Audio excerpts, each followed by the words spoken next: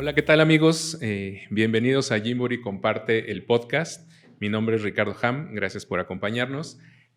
Hoy está con nosotros un consentido del programa, doctor, buenas tardes, el doctor Cristian de la Flor. Pues bienvenido a tu programa. Vamos a hablar de un tema que suena por todos lados y hay mucha información por ahí, muchas situaciones que se nos presentan ahí, pero queremos aterrizarlo y explicar de qué se trata realmente, ¿no? Vamos a hablar del desarrollo motor, que de hecho había hasta una duda cuando yo le comenté esto al doctor. Te comenté algo como del neurodesarrollo motor o desarrollo motor, cómo se llamaba. Y pues bueno, bienvenido. Gracias. Gracias, Ricardo. Muchas gracias por la invitación. Es un placer estar aquí como siempre. Sí, justo hablábamos de los términos. La verdad es que cuando hablamos de desarrollo infantil, muchas veces hay palabras que suenan como más científicas, más atractivas, ¿no? Por ejemplo, neurodesarrollo. La verdad es que el término más grande sería desarrollo infantil, okay, que es justo todos los procesos que pasa por la persona que es niño, ¿verdad? O niña, desde el embarazo y hasta que logra, digamos, la adultez, que legislativamente habrá sido los 18 años, pero sabemos que el cerebro se sigue desarrollando hasta los 20 y en algunas personas hasta los 30 años o más. Entonces, cuando hablamos de desarrollo, hablamos de todo, de la parte social, la parte de la escuela, de la parte emocional, ¿no? Movimiento, etcétera. Cuando hablamos de neurodesarrollo específicamente, lo más correcto sería hablar de los procesos que pasan en el cerebro y en el resto de los nervios que acompañan a ese desarrollo de la persona. Por eso es neuro. Sí, hay algunos términos que son más poncheros que otros. Exacto, ese es el término, sí. Correcto. Bueno, entonces vamos a hablar de desarrollo. Podemos hablar, como bien lo dices, desde el principio, desde el embarazo. ¿Cómo podemos empezar a medir el desarrollo? Obviamente, pues esta parte del crecimiento fetal y todo esto. Pero, por ejemplo, en la parte cerebral, ¿cómo podemos empezar desde el momento del embarazo? Claro, ahí ya estaríamos hablando de estimulación, que igual y ahorita lo podemos ir tocando, pero creo que primero convendría pues, definir qué es desarrollo. Siempre todas estas pláticas yo las empiezo poniéndonos en contexto, ¿no? ¿Qué significa desarrollo? Okay. Todos tenemos una cierta idea, pero cuando hablamos de desarrollo tenemos que hablar de un proceso. Y eso quiere decir que no es, yo puedo ver un momento, cuando estoy viendo al niño o a la niña, lo estoy viendo y sé cómo está ahorita. Pero cuando hablamos de desarrollo es de dónde viene y hacia dónde va. Hacia dónde va, ok. Por eso de ahí salen términos como qué acelerado está. Okay. Tiene algún retraso. Okay. ¿No? Y eso habla justo con relación al tiempo. Si yo te dijera, oye, voy retrasado, espérame, pues quiere decir que nuestra junta era a las 4, era a las 5 y yo voy a 5:30 o a las 6. ¿No? Pero ahí yo te estoy diciendo si llego. ¿No? Okay. Eso, cuando hablamos de un retraso, podemos hablar de algo que todavía no ha sucedido, ya debería de haber sucedido, pero todavía no sucede. Okay. ¿No? Y cuando hablamos de algo que está acelerado o que va avanzado, es, oye, yo sé que nuestra junta era a las 4, pero pues ya llegué, son las 2, ¿no? Hola. Entonces, siempre que hablamos de desarrollo, lo tenemos que poner en contexto de el momento en el que está la persona en crecimiento, que es justo ese niño o esa niña. Entonces, podemos decir, bueno, hace lo que le toca para la edad. Exacto. Y entonces por eso decimos, pues es que tendría que haber hecho X o Y cosa a los X o Y edad y tiene X o Y, ¿no? Edad. Por ejemplo, lo más famoso es el gateo, el famoso gateo, ¿no? De lo que deberíamos saber es que en la mayoría de los niños ocurre a los 9 meses.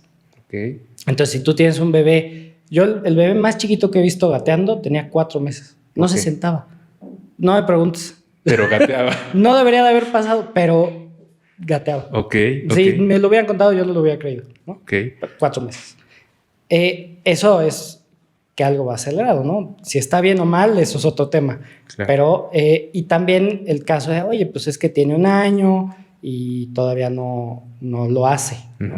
Pues entonces va retrasado. Sí. Pero es importante que el término no lleva de entrada a un juicio. Que vaya retrasado no necesariamente quiere decir que esté mal, y que esté acelerado no necesariamente quiere decir que esté bien. Claro. ¿no? A veces decimos, ay, es que está muy avanzado, está muy acelerado, seguro va a ser muy inteligente, seguro va a ser esto, y tal vez sí, ojalá que sí, no necesariamente es el caso.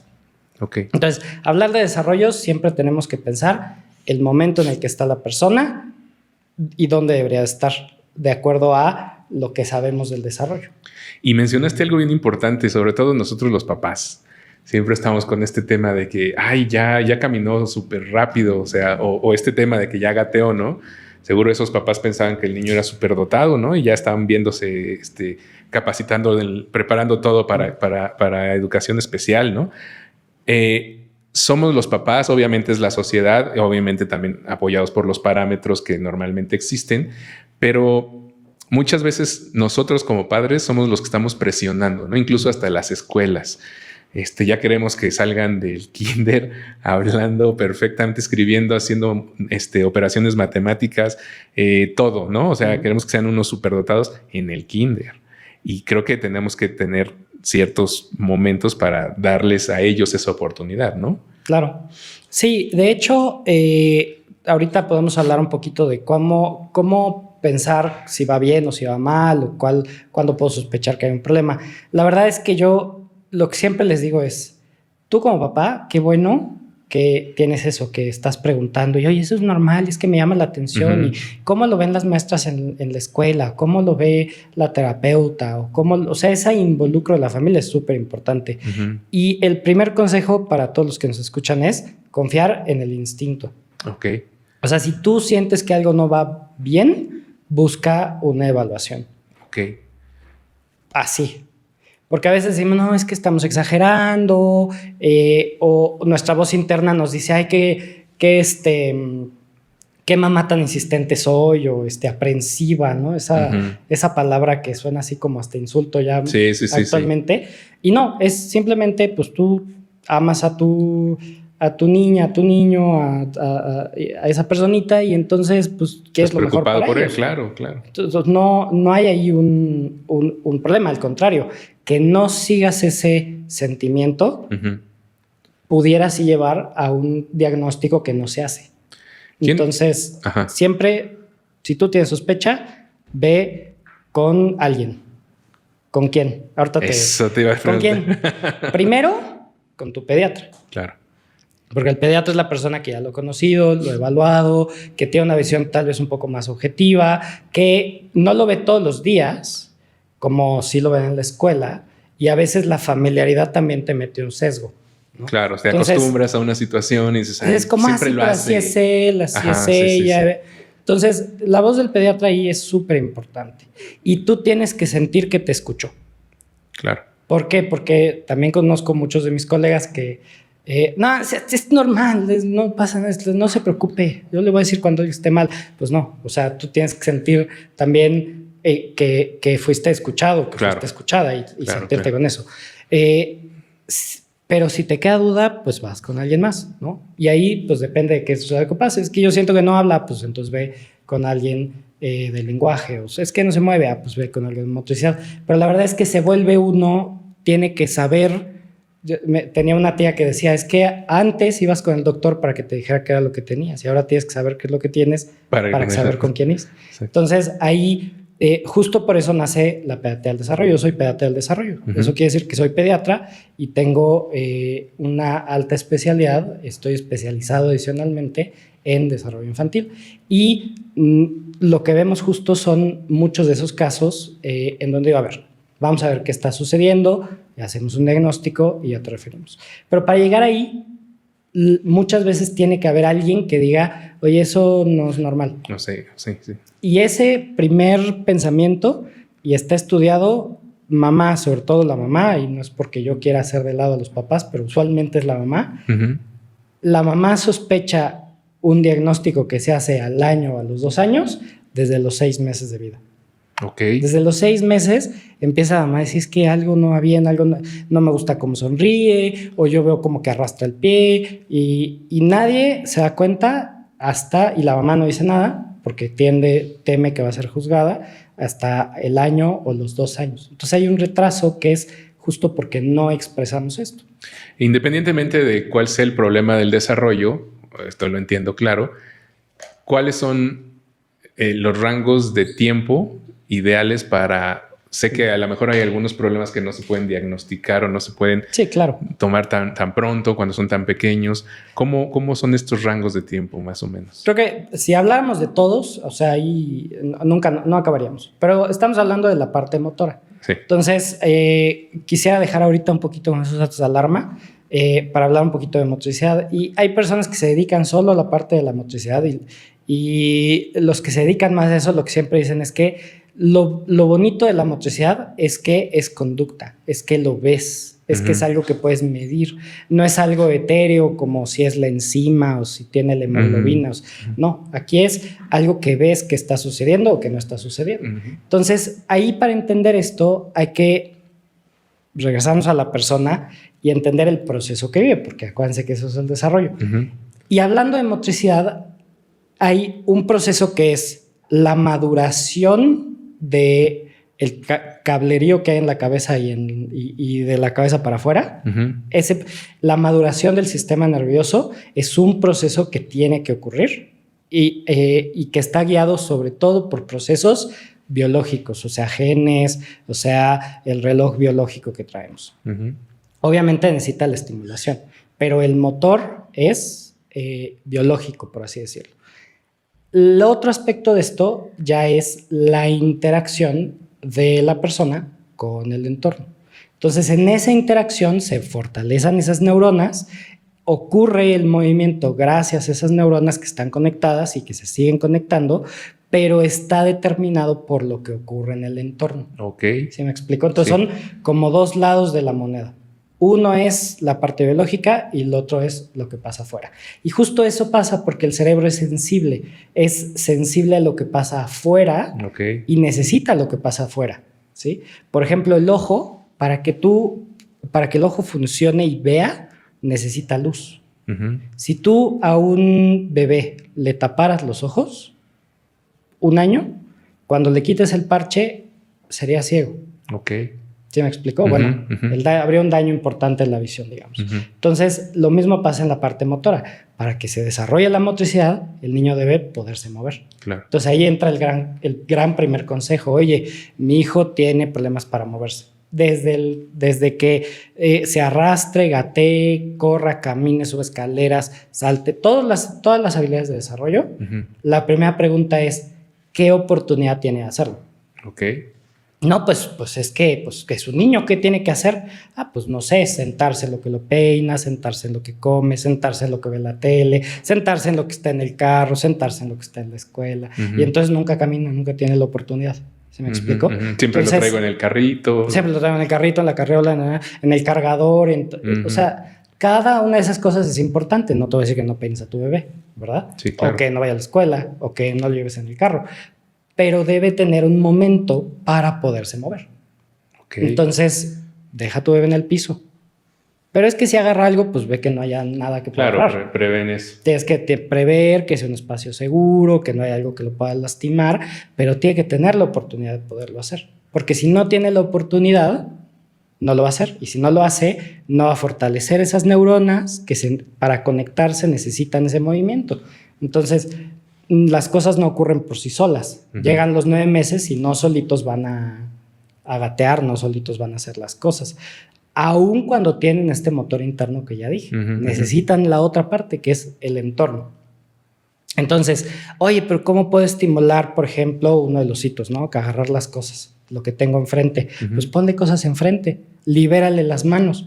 Está bien que esté en el piso para que desarrolle la postura, la fuerza y todo esto, pero también puedes sentarlo y que pueda moverse. Pero ya habiendo pasado eso, también déjalo en el piso para que se pueda mover. ¿Sí me estoy explicando? Sí. Entonces, una sola postura, un solo ejercicio, una sola actividad no nos va a ayudar para desarrollarnos de manera integral. Y aquí es lo bonito. Hay que pensar en las personas. Vas a decir, qué extraño comentario. Pero hay que pensar que son los niños y las niñas, que son seres vivos. Claro. Vas a decir, Claro. Qué extraño comentario. Sí. ¿A qué me refiero con eso? Pues que así como cualquier otro ser vivo, pues se tiene que mover y tiene que buscar resolver sus necesidades y tiene que explorar y tiene que recibir luz y tiene que recibir... Y entonces todo eso hay que nosotros permitírselos a los niños y a las niñas. Tienen que estar libres, no es alguien que va a absorber. O sea, no es una computadora que tú le metes un USB y todo se le carga. Le cargas toda la... No, o sea, no va a haber una vitamina, no va a haber una medicina, no va a haber un mineral, no va a haber una escuela, no va a haber algo que haga que se desarrolle de manera integral. Tiene que ser todo. Ok. Tiene que tener oportunidades. Y ahí es una de las cosas. Muchas veces dicen, no, pues es que mira, está en clase de pintura, y está en clase de baile, y está en natación, y está en... Oye, ¿y cuándo juega? Claro. No, bueno, pues tiene un ratito. No, o sea, necesita espacio para jugar, para no tener nada que hacer, para aburrirse, porque eso le ayuda a... Ok. Entonces, en la parte motora es bien importante dejar que el niño se mueva. Okay. ¿No? Yo, por ejemplo, soy amante del fular. Yo en fular llevé a mi hija hasta que se dejó, pero por todos lados me la llevé así, andaba con rebozo yo en España. Pero también, aunque eso es fantástico, pues tienes que dejarlos abajo para que corran. Claro. Y mi hijo, por ejemplo, nunca le gustó el cargador porque él es mucho más kinestésico. Okay. Tiene que estar moviendo, tiene que estar... Entonces, pues hay que respetar eso. Claro. Cada uno es... Y darles lo que necesitan. Es diferente, ok.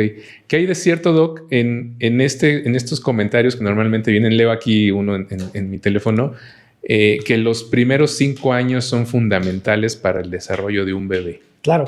Lo que sucede es que el cerebro, como te dije, hay una dualidad entre ese motor interno que se está desarrollando como un árbol que va creciendo, pero hay un motor externo, porque ese árbol necesita agua, necesita tierra, necesita nutrientes, necesita luz, ¿no? Entonces, esos nutrientes es el entorno en el que está el niño y la niña. Ese árbol va a crecer 95% de su altura máxima en los primeros 5 años. Ok.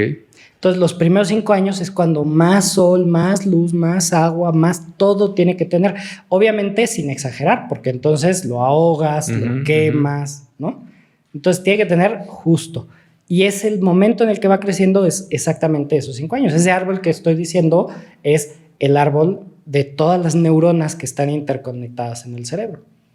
Entonces, ese es el momento. Nosotros, el término técnico son los periodos sensibles y los periodos críticos del desarrollo, que es cuando el cerebro cambia como respuesta a un estímulo. Entonces, tenemos que asegurar que estén esos estímulos. ¿Cuáles son los estímulos o las ventanas más críticas? El primer año, el niño tiene que oír lenguaje. Okay. Le tienes que hablar, le tienes que cantar en los idiomas que quieras que hable idealmente, ¿no? Ok. Porque hay ¿Es cierto esa parte de Sí, se aterrizan los fonemas, que son las partículas del lenguaje, se integran en el cerebro. Obviamente le tienes que hablar toda la vida, ¿verdad? No solo el primer año, pero ese primer año es fundamental. Si no le hablas ese primer año, va a tener problemas para desarrollarse. Okay. Y por ejemplo, con esto que mencionaste de los idiomas, es en ese momento donde se forja el idioma materno, como lo conocemos, ¿no? Que es el que generalmente es hasta un poco, piensas como en ese idioma normalmente. Es un poco más complejo. Aquí lo que está sucediendo es que el cerebro aprende a reconocer el sonido de la voz humana y cómo suena la voz humana en tanto a la comunicación. Lo que han visto es que los bebés chiquititos responden socialmente a cualquier lenguaje en el primer año de vida. Y después del primer año de vida solamente responden socialmente a el lenguaje que escucharon en sus primeros años de vida. Entonces, si están en un hogar bilingüe y escucharon inglés y español, pues van a responder al inglés y al español. Pero antes van a haber respondido, por ejemplo, al mandarín y luego ya responden menos al mandarín. Lo escuchan como, pues, si es un sonido, si lo escucho, no es que no lo escuche, pero ya no voy a responder igual.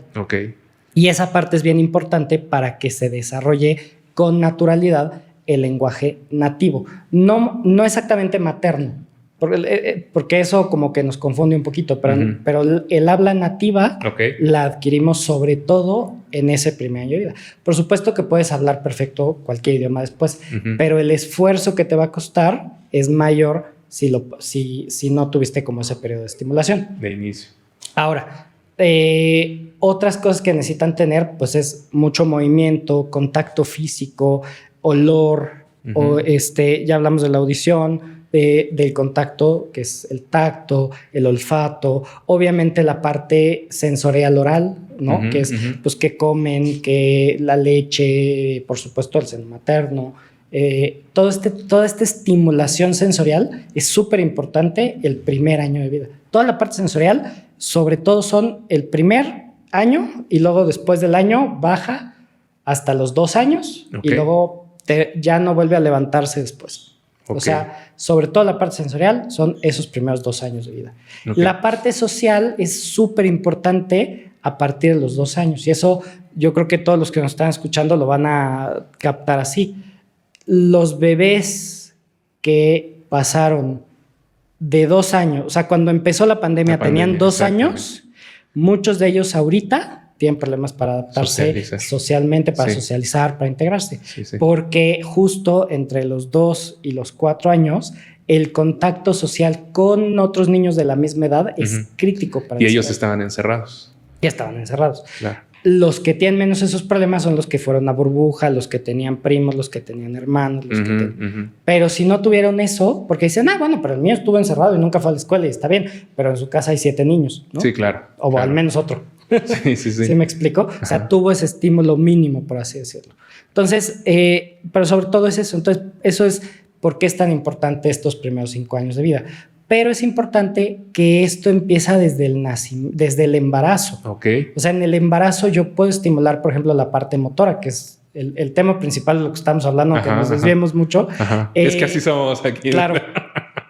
Porque el bebé en el vientre no está quieto, no está congelado, paralizado. Se mueve, estira, patea, claro que sí, ¿verdad? O sea, eso es parte del desarrollo de la motricidad.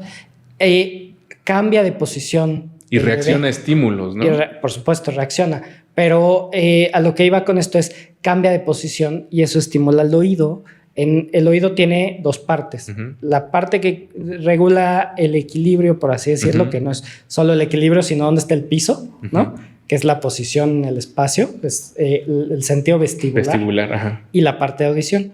Entonces, si una mamá, por ejemplo, el yoga, que es fantástico, el yoga que es tranquilo, ¿verdad? Porque hay yogas muy intensos que no necesariamente son lo ideal en el embarazo, nunca lo habías hecho, pero los cambios de posición ayudan a estimular esa parte. Entonces, lo podemos hacer desde antes del nacimiento. Hablar con el bebé ayuda, porque se ha visto que los bebés que tienen nombre desde antes de que nazcan, reconocen mejor la voz de mamá, la voz de papá, responden mejor al lenguaje, responden mejor a las personas. Porque ya empezamos a estimular, porque ya les hablábamos desde antes. Hola, Juan, ¿cómo estás? ¿No? Sí. Todo eso es bien importante. Y obviamente ya que nacen, pues el primer estímulo es ir con la mamá. Y los bebés en su motricidad van a tener un cierto arrastre desde el vientre de la mamá hasta el pecho para buscar el seno materno, etcétera.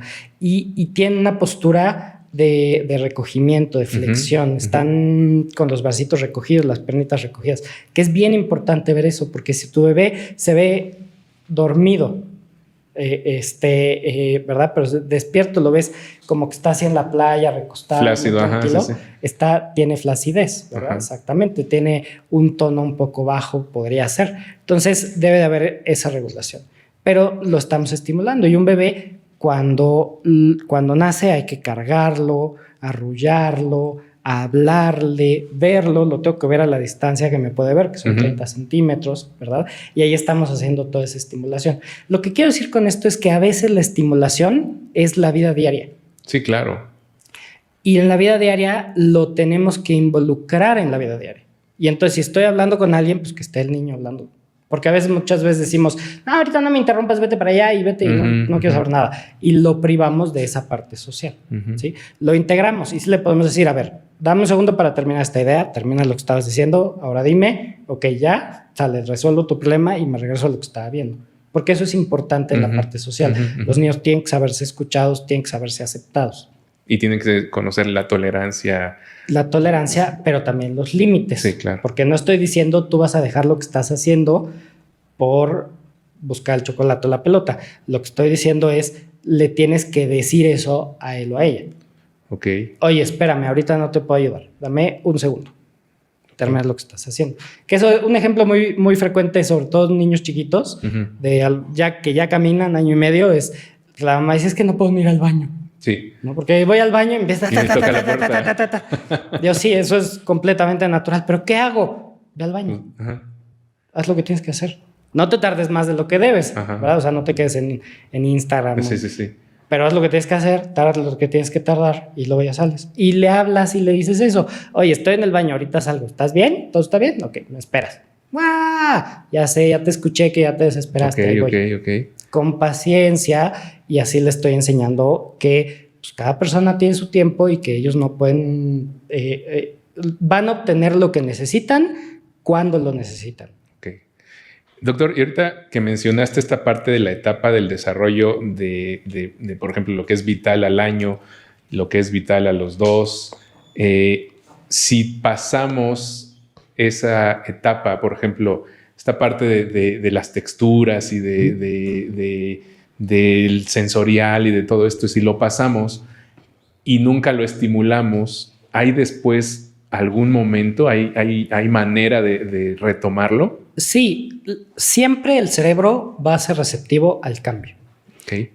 Yo lo que siempre les digo es, o sea, tú, Ricardo, ¿tú puedes aprender? Sí, claro. ¿Ustedes pueden aprender? Sí. Todos. Aprender implica modificar la estructura de tu cerebro. Okay. Para que tú puedas aprender algo, tienes que desconectar neuronas y conectar neuronas. Y eso se llama plasticidad. Todos tenemos la plasticidad. Antes decían que después de tal edad ya no se desarrollan las neuronas y ahora sabemos que eso no necesariamente es así. Y eso es importante porque la estimulación que nosotros vamos a hacer impacta a cualquier edad. Entonces, oye, es que estuvo hospitalizado, tuvo estos problemas. Bueno, pues no sé cuánto tiempo nos vamos a tardar, no sé hasta dónde vamos a llegar, pero de que vamos a avanzar, vamos a avanzar. ¿Y entonces, esto ya involucra a un especialista o sí, podemos depende, nosotros retomar nada más? Habría que agarrar cada caso de manera individual. Okay. Si habría que ver qué es lo que sucedió. Porque, por ejemplo, si es un tema de integración sensorial, eso ahí la primera cosa no es culpa tuya. Okay. Mamá, papá, no sé cuál es la cámara que tengo que ver, pero... A la que tú quieras. Mamá y papá... allá. Mamá y papá no es culpa tuya. Es parte de un proceso biológico que igual y no se llevó como debe haber sido, por la razón que haya sido. Y se puede trabajar. Y ahí lo que habría que hacer es primero hacer un diagnóstico de ver si no hay otras situaciones asociadas, porque muchas veces no es solamente la parte de las texturas, hay problemas de lenguaje, hay problemas de motricidad, hay problemas de resolución de problemas, etcétera, ¿no? Entonces, haciendo un diagnóstico y entonces ya podemos ver, bueno, pues nada más necesita la etapa de integración sensorial o necesita nada más estimular en casa o todavía estamos a tiempo, darle X o Y alimento, etcétera, ¿no? O sea, dependiendo de cada caso, sea lo que hay que hacer, hay que comenzar por un diagnóstico. ¿Quién puede hacer esos diagnósticos? De nuevo, la primera puerta es tu pediatra. Tu pediatra debería de hacer una valoración y referirte a alguien en particular. Pediatría del desarrollo, vemos todos los temas de desarrollo. Neurología ve sobre todo desarrollo en tanto a la parte neurológica. Entonces, si esto se debe a que hubo un tema, pues bueno, habrá que ver una resonancia, un electro, etcétera, ¿no? No siempre son necesarios y la gran mayoría de las veces salen o normales o con datos de inmadurez o así. Por eso es importante saber cuándo hacerlos y cuándo no. Pero entonces, la primera es tu pediatra. Y empezamos a lo que dije, o volvemos a lo que dije hace ratito. Confía en ti y expresa tu duda o tu preocupación. Pregúntale a quien tú quieras, yo estoy disponible. Obviamente, busca a tu pediatra y si tu pediatra no te hace caso, busca a alguien más. Tu pediatra te debería hacer caso. Claro. O sea, todo pediatra que se respete debe de escucharte y darte paz. Eso es un dato muy importante. Si su pediatra no los está escuchando, consideren cambiar. Muy bien. Pues, ¿te parece si lo dejamos hasta aquí, Doc? Creo que es un tema súper extenso. Sí. Y me gustaría volverte a invitar para que pudiéramos hacer más una continuación de estos temas, porque se nos quedaron varias cosas en el tintero, ¿no? Sí, sí. Entonces, pues muchas gracias por acompañarnos a este primer programa de desarrollo motor. Y pues bueno, nos vemos hasta la próxima. Muchas gracias. Gracias, Doc. Muchas gracias, Ricardo. Hasta luego. Hasta pronto.